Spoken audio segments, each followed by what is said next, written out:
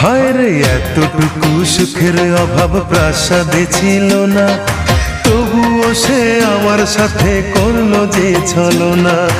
একদিনে আমি মনের ভুলে গিয়েছিলাম দূরে, এসে দেখি প্রাসাদ আমার ছাই হয়েছে পুড়ে।